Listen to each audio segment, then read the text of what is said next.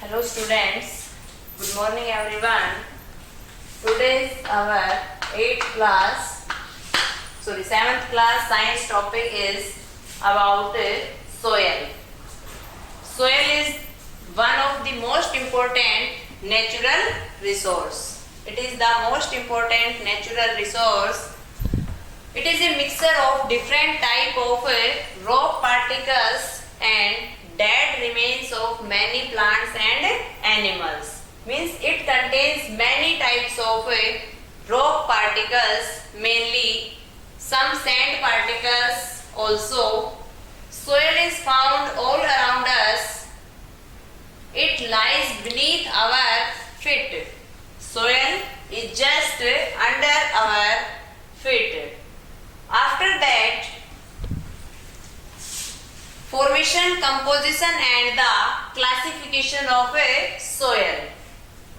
First, soil composition. In the composition of soil, mainly two types of substances are considered, that is organic substances and inorganic substances.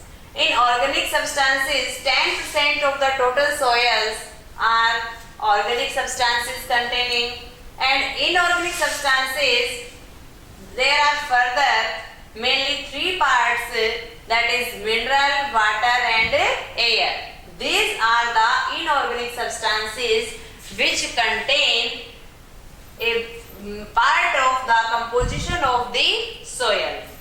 Mainly 50 to 60% particles are the minerals. After that 15 to 20% particles which are the present in water and 25 to 30% are in air. Okay. The mixture of the rock particles and humus is called the soil. Soil is the mixture of many rock particles and humus. It is formed due to the interaction between the weathering of rocks, rain, wind and many other natural phenomena like temperature, etc. After that, factors which are responsible for the formation of the soil. Mainly factors are, that is biotic components and abiotic components which are responsible for the formation of the soil.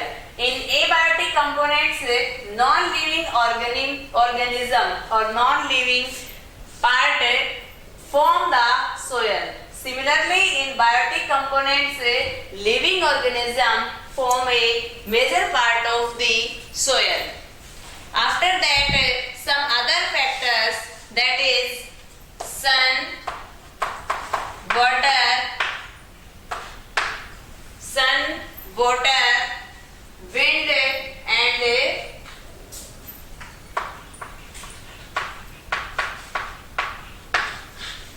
sun, water and wind. These are the non-living abiotic components that affect soil.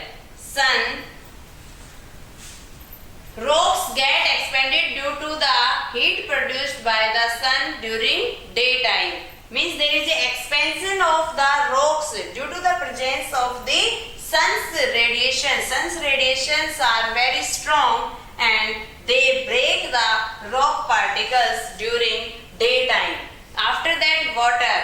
Due to the continuous movement of the rain and the fast flowing of the water, river water, there is a breakdown into the smaller fine particles. When fast flow water, then many big particles break down into small finer particles. Similarly, wind affect the soil by break down large particles into small particles. Okay, after that, in composition of the soil, rock particles, clay, silt, sand and gravel. In composition, first we we study about the rock particles.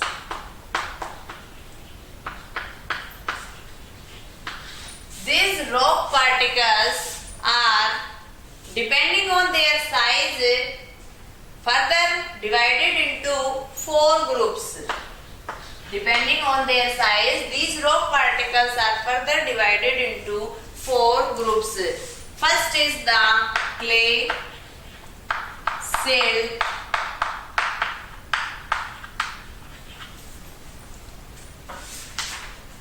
sand and gravel. Sand and gravel. These are the 4 types of the rock particles. In clay, mainly consists the smallest rock particles. Clay mainly consists the smallest rock particles. Water is held in the teeny gaps between the particles. After that, in silt, the size of the particles is greater than the clay particles, and it consists some bigger particles. After that, sand. Sand contains small greater particles, little greater particles than silt. As compared to silt, the size of the particles in sand is still larger. Okay, after that, next gravel. Gravel contains the largest size particles. The size of the particle is largest in case of gravel.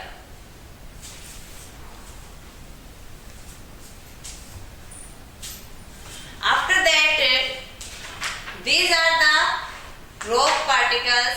Next is about humus. First is the rock particles. Second is humus. The organic matter like dead and decaying remains of the plants and animals present in the soil is called humus. Humus is the mainly dead remains of the plant and animals. It is important because it makes the soil fertility. Due to the presence of humus, the fertility of the soil increases. So it is very important factors. After that, it is also improve the water holding capacity of the soil. Due to the presence of the humus, the soil hold much more amount of the water. After that, next, that is living organisms. Many bacteria, insects and worms. Many bacteria, insects and worms, they increase the fertility of the soil and also help in making the soil humus. Next factor is water and air. Water and air. Water is also present in the space between the soil particles, and the gap between the soil particles are filled with air. Both the components are present into the soil particles. So there are 4 important components of the soil, that is we had discussed in organic and inorganic classification. Organic substances are mainly contains 10%, and after that in inorganic substances mineral, water and air. This is all about the composition of the soil. Okay, after that, next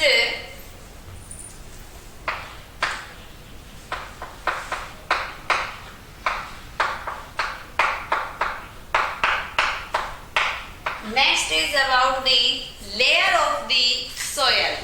Soil is mainly made up of the different layers or horizons, that is A horizon, B horizon, C horizon and D horizon. These are the 4 types of the horizon. A horizon is the It is the topmost horizon of the soil which is rich in minerals and organic matter. After that, B horizon is just below to the A horizon. It is also known as the subsoil. B horizon is also known as the subsoil. B horizon has maximum accumulation of materials, that is it contains many substances, metals, that is silicates, iron, aluminium, etc. After that, in C horizon, it is made up of the incompletely weathered rock particles. Incompletely weathered rock particles mainly contains rock particles in C horizon. After that, in D horizon, it represents the unweathered parent rock, also called the bed rock. D horizon or R horizon, it is also known as the bed rock. These are the four different types of layers of the soil. After that, types of the soil. Mainly there are three types of the soil, that is clay soil, loamy soil and sandy soil. Clay soil, loamy soil and the sandy soil. Clay soil mainly contains small sized clay particles. Mainly contains small sized particles and it contains sand and silt. Mainly sand and silt are present in the clay soil. It can not absorb so much amount of the water, and this is the disadvantage of the clay soil. It held much water and very little amount of the air. So mainly in clay soils is difficult to plow and it can hold many nutrients. Clay soil tends to be heavy and holds much more water than sandy soil. As compared to sandy soil, clay soil holds much more amount of the water. Okay. After that, in sandy soil mainly contains large size sand particles. In sandy soil, large sized sand particles are present. Clay and silt present in the traces. Clay and silt are mainly present in the traces. Sandy soil is therefore well aerated due to large space present between the sand particles. Water drains out quickly. There is a large size particle, so large space is present between the sandy particles and it dries out very quickly. Sandy soil can be flow very easily and it cannot hold nutrients. Sandy soil therefore tends to be light and dry, which is the disadvantage of this soil. After that, next one is about the loamy soil. In loamy soil, it has sufficient water holding capacity. It can hold sufficient air for the growth of the plant. It is the intermediate type of the soil in between the clay soil and the sandy soil, because it has sufficient water holding capacity. It can entrap air for the growth of the plants and it can be plowed easily. It can hold very essential nutrients. Okay, this is all about the classification of the soil and types of the soil. After that, next is importance of the soil. Next, importance.